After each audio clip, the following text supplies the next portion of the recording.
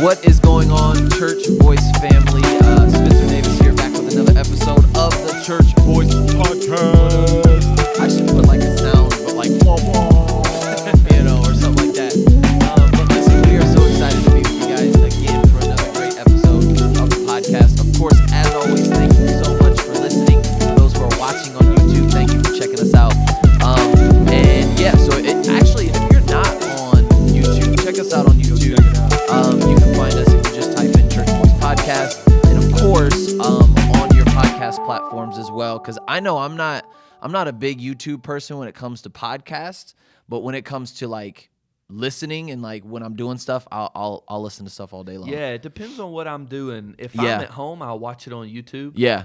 Because the whole body language aspect of it is an important part to me. But if I'm on the go, then I'm not going to watch YouTube driving or anything. Right. I'm a Google Podcast listener. I think it's me and like three other people. You and the 4 other people in the world are listening to Google Podcasts. But we are on Google. We're on there. We're on Google Podcasts. We're on Spotify. We're on Apple Podcasts. Wherever you listen to podcasts, we're on there. So, of course, we are all about building the body of Christ through a variety of voices, and we do that through the avenue of church history. And today, we're going to switch it up a little bit. But before we switch it up, how are you doing, bro? I'm good, man. I'm doing good. Good. Yep. Got a good weekend coming. Okay. And got some good stuff planned. How you doing? I'm going to grill you. What are you doing this weekend? Oh, dude, I'm just chilling. That's why it's good. It's going to be great. Nothing. Yeah. You notice how I said I've got some good things Yeah, planned? I was like hoping for in actual my head, something. I'm like, I don't have nothing planned. What I have planned is relaxation. Hey, that's a good weekend, though. That's a good weekend, especially with how our schedules can be sometimes. There's some, I'm not complaining, but I am going to say that there's some weeks where I'm here at the church every single day of the week. That's true. And the last 2 weeks have been that way. So better have Saturday where I don't have to be here. And it's okay. It's not that I don't love being here, but it's like, check your heart, bro. I just want to be home. Be around my family once in a while. No, I feel that. Nice. I feel that. But yeah, I'm doing good. We're probably going to go up to my aunt's lake house this weekend and spend some time and stuff and hang out. I'm not going to be here on Sunday, so I'm taking Sunday off. Aaron Piper, our C Kids intern, is going to be leading the service, so nice. I'm going to take the weekend off. Shout out to him. There's something I have to talk about. All right, and I have to put you out there because I was absolutely I was absolutely shocked about this fun fact. So instead of a fun fact about we got one of those, but like our first fun fact of the day is that Mr. Tyler Rhodes here, unfortunately, and it's not as sad of a story as you'd think because he's going to explain himself, but this man does not know how to ride a bicycle. I don't. Because we were joking around in C Kids, and we were like, yeah, it's like riding a bike. And he's like, I don't know how to ride a bike. Yeah. And I was like, what? So why don't you know how to ride a bike? First of all, I hate that expression is about easiness. It's as easy as riding a bike. And I'm like, well, that's actually difficult. It's not that easy. So I've always had a hate relationship with things with wheels. For whatever reason, I don't do things with wheels. Yeah, I've always had a hate-injured relationship. Well, with that things. too. I know, like I've gotten stitches, I've broken bones, I've done it all on. I've crashed things that even weren't mine. So yeah, but I still love things with wheels. Like no, not. And I want a motorcycle so bad, but I know there's a part of it, my heart in my gut that says that's probably not the best of ideas, but. Probably not. Yeah. I mean, I like bikes, skateboards, scooters, all that. Go-karts. All that. Hate it all. Hate it all. Four-wheelers, all of it. So when I was 10 years old, and you'd have to know my dad a little bit to fully appreciate this story. Check him out. We got a Danny Rhodes episode somewhere on our list. It's on parenting. I actually really enjoyed that episode. Well, this is one of his parenting highlights. So I was 10 years old, and I still had training wheels on my bike. At 10? At 10 years old. I'm just gonna leave that. I'm gonna leave that right there. 10 years old. I was scared to take them off. Yeah. Okay. Wouldn't do it. finally, my dad walks up. He goes, "Son, you are 10 dadgum years old. You are dadgum You right. are embarrassing me." The whole neighborhood's Running talking around about your this training neighborhood wheels. with training wheels on your bike. You about to be in middle school. Still got training wheels on your bike. I'm taking them off. Right. So he takes them off, and that whole day I try to ride my bike without training wheels. 10 years old. Can't do it. I'm falling all over the place. Finally, I fell on the concrete. Yeah. I got up, kicked my bike, cursed it, and said, "I will never." The bike withers. Yeah. The bike withers and turns rusty.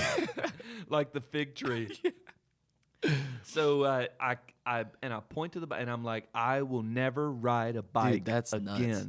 And it has been 17 years, and I have never ridden a bike since, and I will not till the day. Bro, that is like the picture of your personality. Like once you write something off, that's it. Like It's over. That is totally it. Yeah. So we're gonna have to we'll have to put out an extra video one day, and we're gonna get you back on a bike. You We're gonna won't. get- I mean, I've been offered. We're gonna get elbow pads, knee pads, a helmet, and like all that. And I'm gonna be like, "You can do it, buddy. You can do it." And you're gonna be like, "I'm doing it. I have been offered $100. Oh yeah. To get on a bike. We and can ride up it, that. and I wouldn't take it. I think if we all put in, You can get a pool of people and offer me whatever you want. Yeah. I ain't getting on that bike. that's crazy. I'll tell you that right now. Dude, you're stubborn. I am so stubborn. That's nuts. So that's our fun fact about Tyler Rhodes today. I don't have one about myself. So moving on. Oh, I'm sure there's Yeah, we're just gonna leave that alone. So, but anyway, we're gonna go ahead. I want to dive into this one because this one is we're switching it up a little bit, and the reason why we're switching it up is because there are two parts to history, right? There's like positive history and there's negative history. And like no matter what you look at, there's always going to be those two parts of history, right? Yeah. And so we are all about church history. And the truth of the matter is that there is a negative side to church history. And like we can't ignore that. And I think it's nice to talk about all the good things and all the men and women of faith and integrity and just these mighty men and women of God. But there is a very dark side to some church history. True. And especially to what everyone sees as church history, right? And the reason why, so we're going to talk about the negative side of church history today. And not like, obviously we can't encompass the whole thing. And I think there's a lot of different pockets of negative church history that we can talk about. And listen, leave in the comments, like if you want to hear more, like, and even if you've got like a part of church history that you just can't like wrap your brain around, or something that you heard about the church in times past, like drop us an idea. Drop us an idea in the comments. Like if there's something that you're like, man, I just wrestle with that. Let's talk about it. But today we are gonna talk about a negative portion of church history. And here's the reason why. Because obviously we know the adage that, if you don't history is bound to repeat itself, right? If we don't learn what we need to learn from it. And that's the truth about even the church, that if we don't look at obviously church history to draw encouragement and insight from, yes, but if we don't look at it, even the negative side, because man, when I took church history class in Bible college, I was floored. Oh yeah. I was floored. Yes, by the positive things that happened in how they really, like especially in the early centuries, how the church really came together and got some things done and really just laid out a good platform. Yep. But like even while all that was going on, there was a lot of mess going on, a lot of different belief systems. And like you look at these belief systems and you realize, wait, like we can go down that same exact path. Definitely. And we can repeat these things.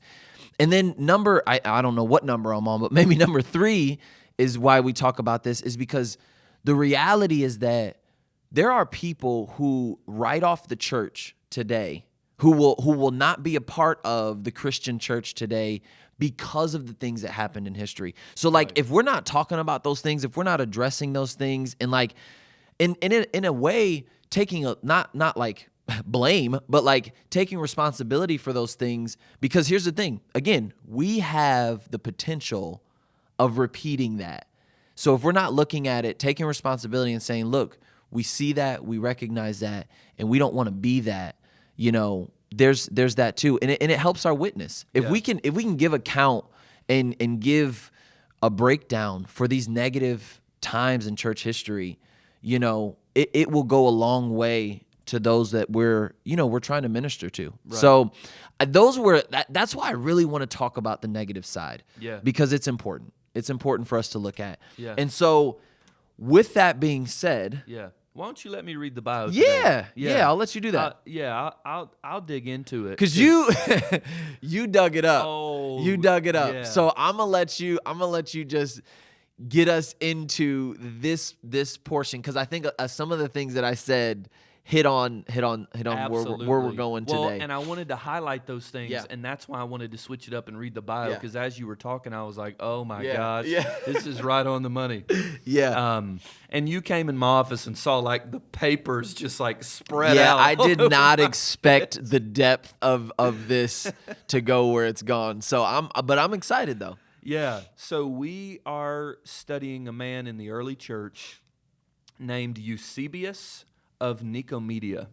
Eusebius is an incredible name. Incredible name. I might steal that. Yeah. I'm gonna steal the Nicomedia part.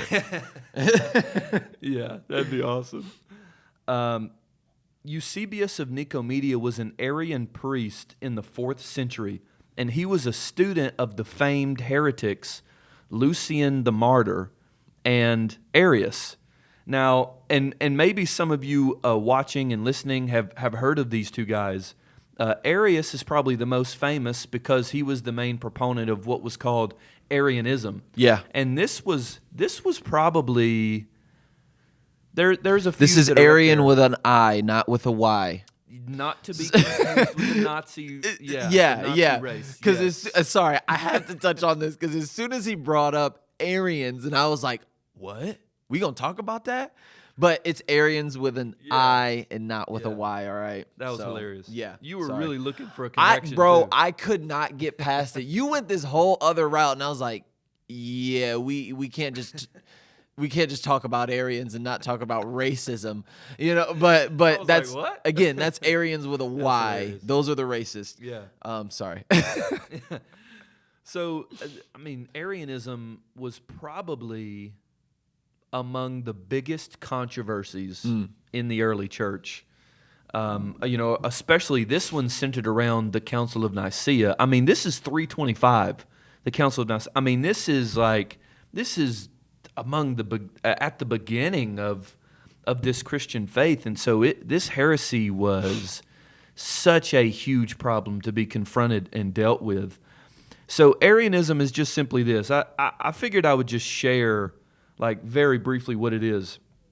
So Arius said that Jesus was not co-equal and co-eternal with God and was God, but that Jesus was a created being. His famous catchphrase kind of sums it all up. He says the Son is, quote, not generated from the same substance of the Father, and is, quote, other in nature and in power. So Jesus is not God. Jesus was a powerful teacher, but he was not God. He was completely and totally man, completely and totally a created being. So Arius was the theological proponent of this heresy. Where Eusebius of Nicomedia comes in is he was the political proponent of this heresy. So what he would do is use his political prowess to try to advance this heresy in the Roman Empire. So Arius was at the Council of Nicaea. Okay. And he was defending his position, trying to make it the position of the church. We've all heard of the Nicene Creed. Yeah. Well, that comes from the Council of Nicaea. If Arius wins this debate, and if Arius is that, that creed changes says something different. That changes the whole It's face no longer of the church. Christianity anymore. Yeah. So this is a big deal. So Arius is there, Eusebius is there. They are categorically rejected by over 300 bishops. One of them being Alexander of Alexandria. I like that. Yeah. That's good stuff Yeah, right yeah, there. yeah.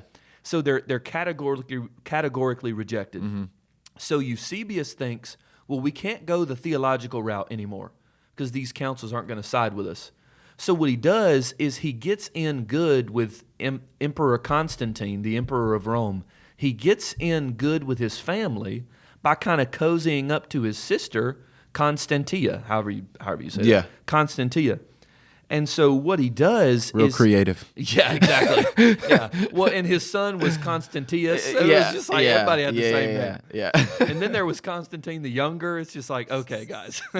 Really, can we really do something All different? right, let's think about this for a second. So what he does is through the connection of Constantine's sister, he ends up getting Constantine to demand all these bogus investigations, depositions, synods. He ends up getting people exiled through false information. Like he's making all these moves and doing all of these things, and none of it is about what's right anymore. It's about him being right, and the Arian party being the supreme party in the early church. And his main foe was Athanasius of Alexandria, one of the most famous early church fathers, who was one of, if not the most prominent voice in the formation of the Nicene Creed. And he held these are churches, but it was called the See. He was like the priest of the Church of Alexandria, because back then you would oversee whole cities. Yeah. Like you would oversee that entire area. Yep. So Athanasius was an extremely prominent and important voice in this period of the early church. So Eusebius of Nicomedia actually launches this full-out political warfare assault on Athanasius, and he makes these series of moves. And I was going to list out some of what he accused Athanasius of. He accused him that he invented a tribute of linen garments that he stole, that he ordered a priest named Macrius to overturn an altar and break a chalice that belonged to another priest called Icarus, that he conspired against the emperor, and so much more. Check this out. That's drama. It's so it's crazy, just so dude. much drama. It's so crazy. Yeah. Well, check this out. So they falsified testimonies against Athanasius. There were literally people saying, I saw Athanasius overturn the altar and or I saw the guy Macrius do it, and I saw Athanasius tell him. Really? I saw him hand the bag of gold to the political traitor who was trying to take out Constantine. They falsified documents. Dang. And they kept convincing Constantine to act without having all the information. So there's times where Athanasius is deposed. So he's got to come in, he's got to defend himself against Constantine. So Athanasius would bring his posse with him. He's like, I'm bringing these like 20, 30 bishops with me. Right. He would show up to these things, and Eusebius would have a particular way that only Athanasius could come in, and he wouldn't let the other bishops come in. So Athanasius would walk in with Emperor Constantine. Eusebius is there. The whole Arian party is there. And they would accuse him and throw out all these documents, all these testimonies, all these crazy things. Make out all these theological controversies, thing Athanasius said, and like all this kind of stuff.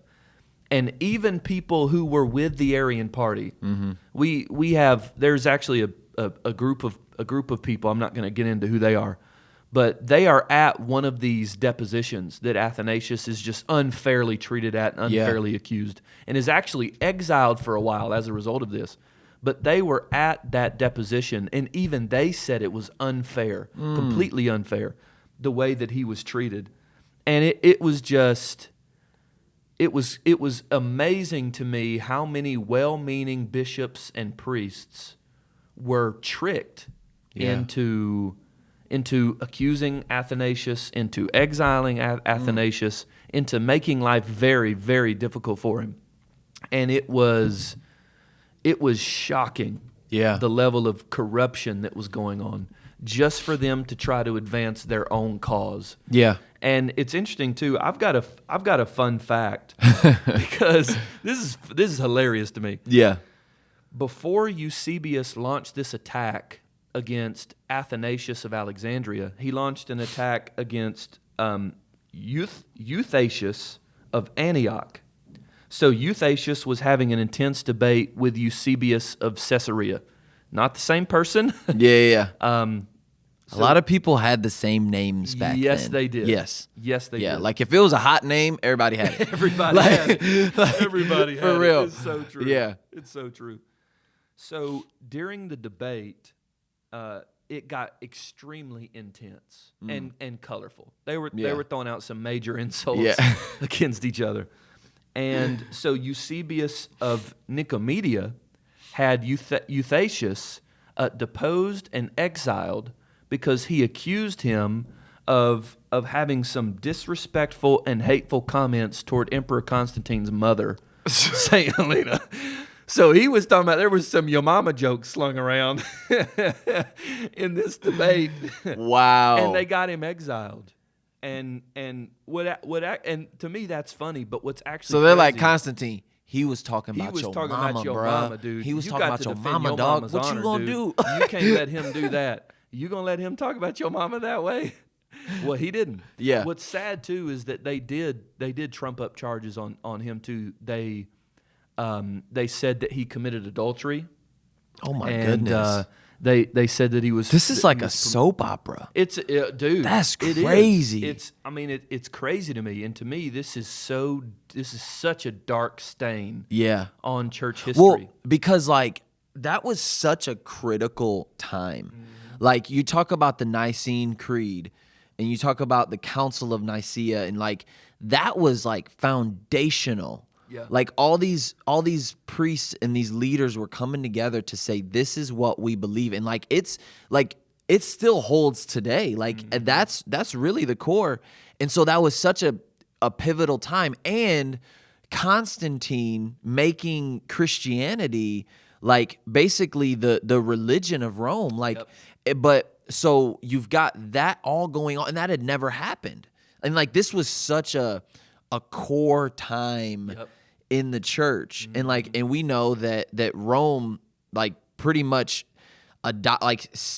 ran with Christianity at that point, and like, and it became the Roman Catholic Church. Yeah. And that was when that was established and everything like that. But like that is it's such a critical time. It is. Eusebius is so close to Constantine's family. Yeah. That when Constantine is baptized as a Christian, Eusebius baptizes him. That's wild. So he got in that close with the royal family. Right. Because he knew, I mean, and he was a very insightful guy, okay? Yeah. He used it for all sorts of manipulative and evil ways and evil tactics.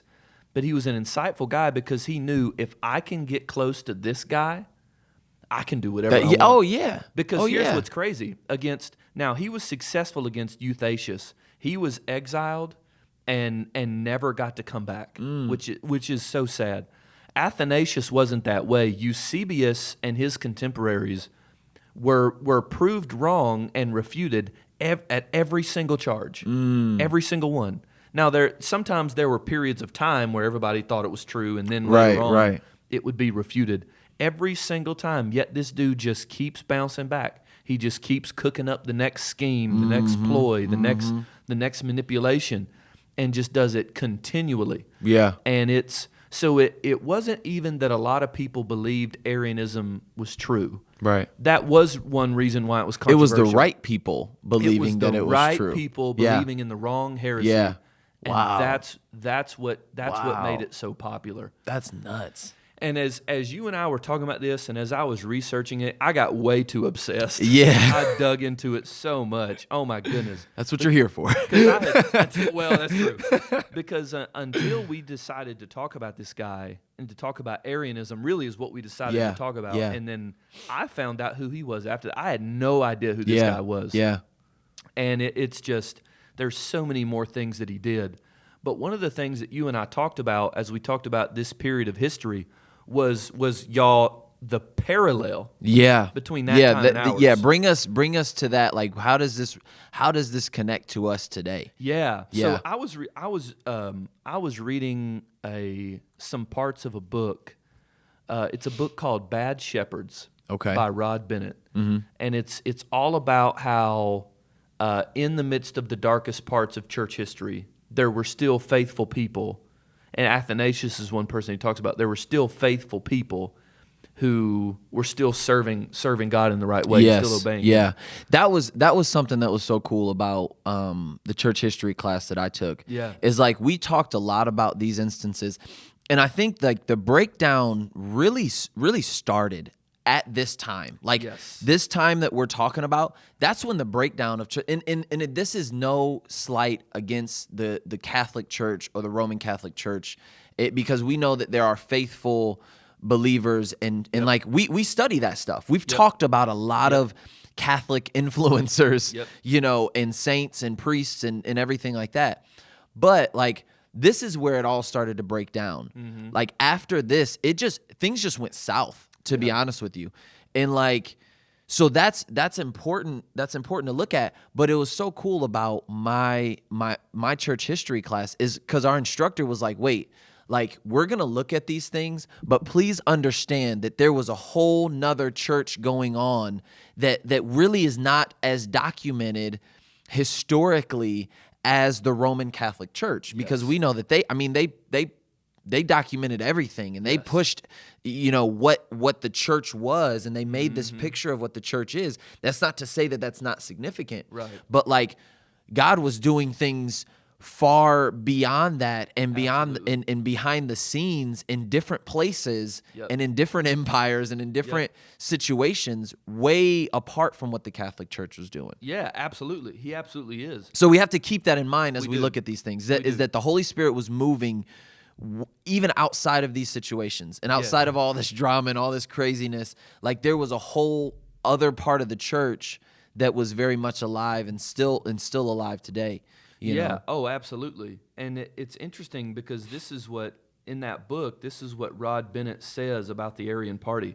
He says, every horror to which the Arian party descended, practically all Arians, mind you, Catholic priests and bishops acting against their own brethren, was occasioned by fear. Even worse, it was occasioned by fear of losing, as they say, the lifestyle to which they had become accustomed. So it wasn't, and this was like what I said earlier, everything that Eusebius was doing, and he was in the background for most of this. I mean, there are hundreds of other people carrying these things out. But they were doing it not so that the right belief of Jesus would reign supreme, and that the church would have biblical core fundamental beliefs about who he is. Yeah. His person and his work. It was about advancing their own cause. It was about doing their own thing. It was about making sure everybody was an Arian. Yeah. You can't be anything else other than an Arian. And if you oppose us, we're going to falsify evidence. We're going to falsify testimony. We're going to falsify everything we have to and throw every crazy accusation from adultery to your mama jokes to try to destroy your reputation so that you can no longer oppose us. Yeah. And as I was studying up on this and reading about it, I could not help but think about modern day. When let's just take it politically. Let's just go on ahead and go. Yeah, because that's such a distinct connection, because that's what Eusebius did. Was he played the political game. He did not play the church game. He did not play the pastor game. He didn't play the production for the kingdom game. He played a purely political game. Yeah, he did. And if we're honest, that's what so many people are doing today. Yeah. That you can't, isn't it? It's so interesting. You can't disagree anymore with anything. Like there's not room on either side, the left or the right. There's no room for disagreement. Yeah. And that anybody who tries to oppose us, we're trying to cancel and we're trying to kill them. We're trying to get them out of the way because they're a threat to us colonizing the whole world. Let's just call it what it is. colonizing, not just the states, eventually the whole world, I'm sure. Yeah. But trying to colonize people to be exactly who we want them to be. Yeah. And if you oppose us, our goal is to remove you. Yeah. And you look at what's going on with vaccinations. You look at what's going on along racial lines. Anybody who disagrees with me, we're crushing friendships. Oh yeah, all of that. We're crushing other relationships. People are losing their jobs. Yep. All these kinds of things are happening. Yeah. And you look at it and you say, what's crazy is this. Here's the connection. To me, there wouldn't be a connection except for this thing. Jesus is in the middle of the debate. Right. He's in the middle of the debate. But he's in the background at the same time. But he's in the background at the same time. Yeah. And the reason why he's in the middle and in the background is because he's being used by both sides as the picture of their political theology. I'll just say it that way. Their political philosophy. Mm-hmm. What their cause, whatever they want to see happen in the world, whatever utopian society they've got pictured in their head, Jesus is the proponent of what they're saying. Oh yeah. And Jesus is the disguised motivation for why they're doing what they're doing. And it's really not. It's really not. And I don't want to get it twisted, because there are some of us who are going to attach to what we're saying and say, yeah, that's what the left is doing. And but here's the thing, like you said, it is very clearly on both sides.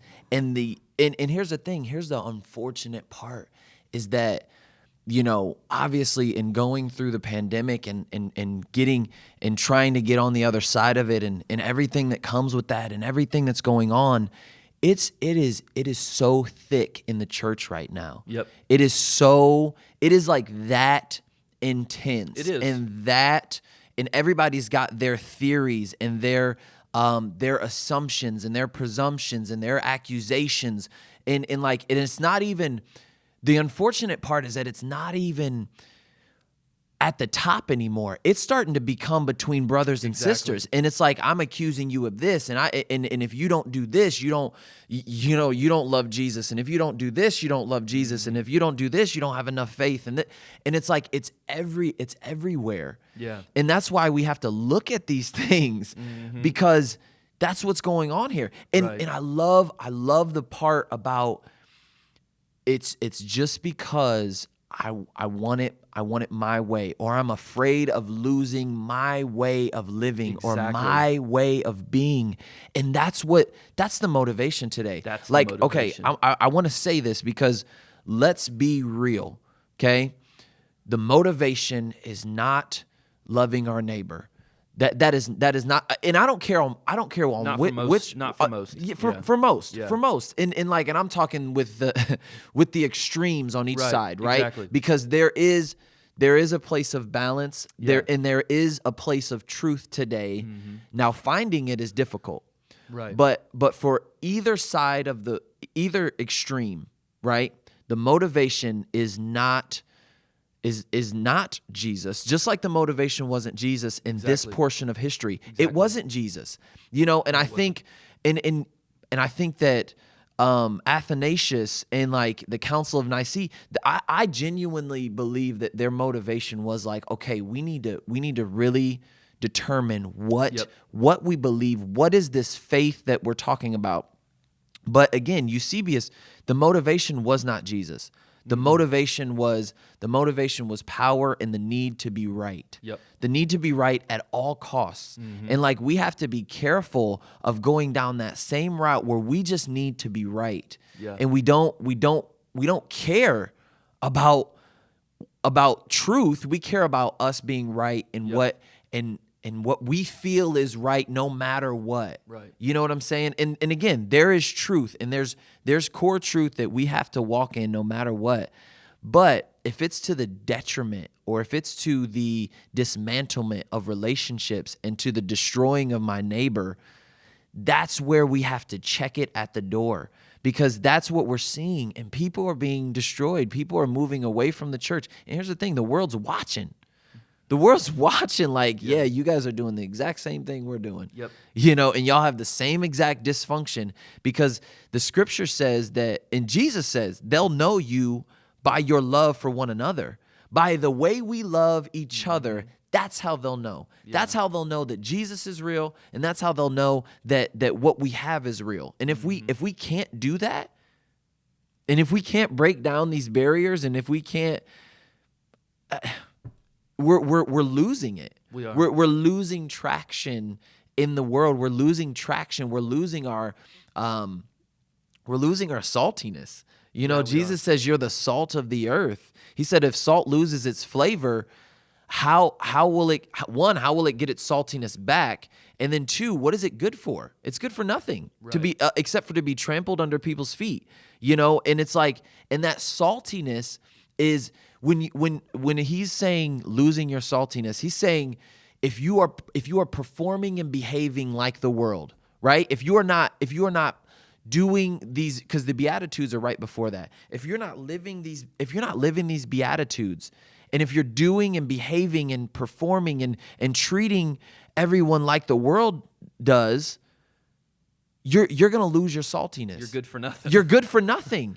And it's crazy, and I don't mean to get all preachy here, but but it's crazy because when Jesus says you're good for nothing except to be tossed out and trampled under people's feet, they would use salt that doesn't have flavor anymore. They would use it to throw on vegetation. They would throw it on the vegetation, and it would kill everything around it, right? So nothing can grow there, right? So just like us, if we're behaving like the world behaves, and we're good for nothing, and nothing will grow around us. Nothing, there can be no harvest if we lose our saltiness, because we're good for nothing, and we just kill what's growing, and nothing can grow around us if we behave like the world. And that's just what I'm seeing. That's just what, and again, I've fallen into it. Oh yeah. And I've got to check my heart so many times. But that's how extreme things are right now. And you're right.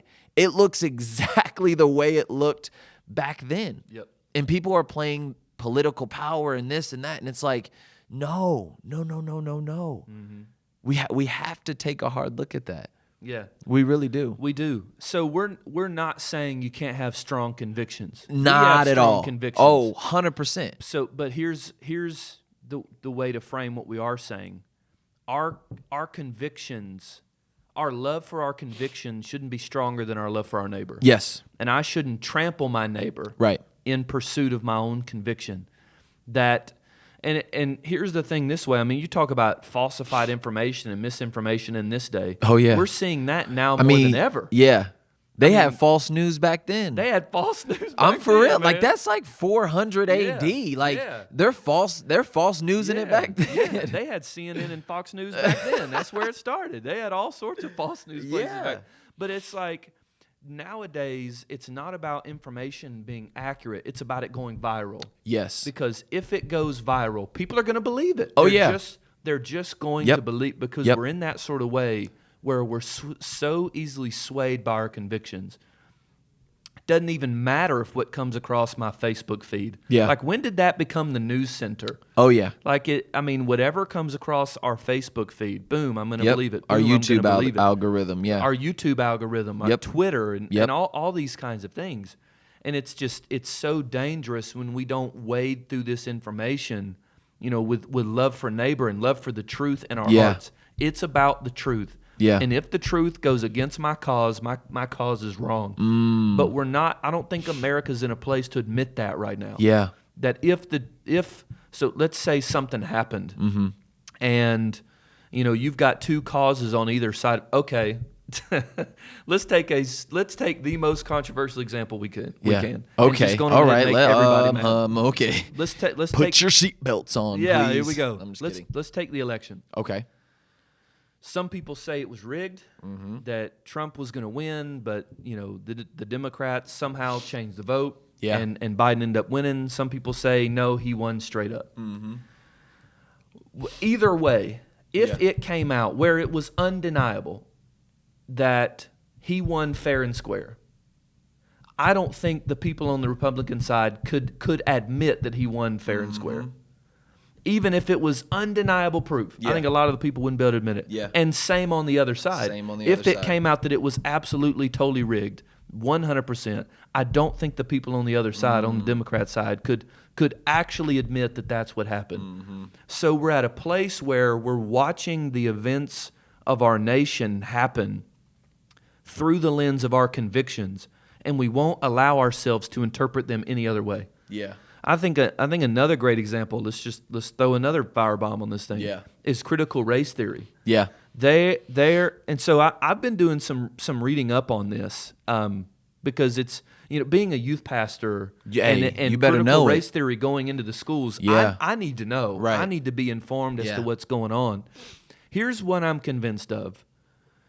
Almost everybody I've seen post about critical race theory, either for it or against it, has no clue what it is.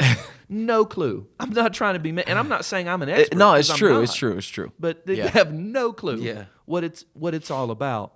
But that's the way we roll today. Yeah. It's not about knowing what it's about. Yes. It's about how can I spin this into a narrative that advances my cause. Yep. That's Eusebius. Yeah. That's the Aryan party. Yeah. That's what they were doing. Yeah. And so what we're doing is trying to acquire power. Yep. So that we can turn things our way. Yeah. I mean, and let's be honest, over the last few years, you hear a lot of talk about civil war. You hear a lot of talk of people talking about overthrowing the government. We're going to take up arms. We're going to do this and do that. Stop it. Yeah. We have to stop it. Really? Just this is nonsense. Yeah. This is not the Revolutionary War. This is not what's happened. This is not oppression. This is not they're not getting us ready for the mark of the beast. Yeah. It's not happening. Yeah. But because we're so ready to see everything in terms of our conviction, then we'll make up whatever conspiracy we have to make up. Yeah. And believe whatever we have to believe. Yeah. The chips on our debit card aren't the mark of the beast. Yeah. But now we're on to the next They're going to blow up in our pockets one day. Yeah, exactly. Yeah. Now the vaccine's the mark of the beast. Yeah. And then Yeah. after that, there's going to be something else that's the mark Right. of the and it's like, okay, when are we going to stop? Yeah. And really say, okay, where is the truth at? And I don't know where it's at. Right. I'm not sitting here saying that I do and that Right. I've got the right perspective on everything. Nope. Because I know I don't. Yeah. But we have to be aware of our bias. Yeah. And we have to be so careful that our bias doesn't begin to equate with the voice of God. Right. I've been hearing that a lot lately, man, to be honest with you. And we've talked about this quite a bit. The hit that biblical prophecy has taken over the last few years, it's so grieving, and it really hurts. Yeah. Because we are seeing people just equate their convictions with the Word of God. Yeah. And we're just eating it up. Yeah. And people can get up there, and as long as they preach conservative values or as long as they preach progressive values, I don't care about the accuracy of the word. It's true. No. It's going to happen. Yeah. They're right with God because they're right with our party. Yeah. We're just in a dangerous place. We're not in danger of repeating history. We are repeating it. We're in a place where we are repeating exactly what happened back then. Yeah. And we're in a dangerous spot. Yeah.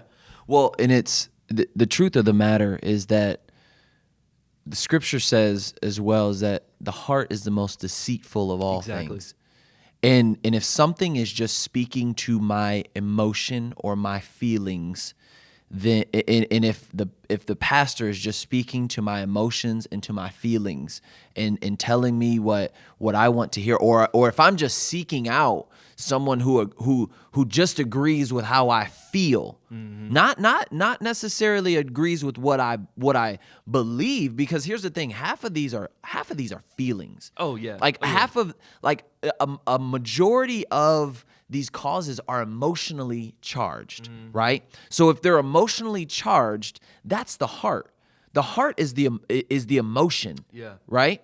And so we have to address that and understand that the heart is the most deceitful of all things. Yep. And so if we're being charged emotionally by a thing, I think we have to step back. We have to step back and we have to look and say, okay, why am I being emotionally charged?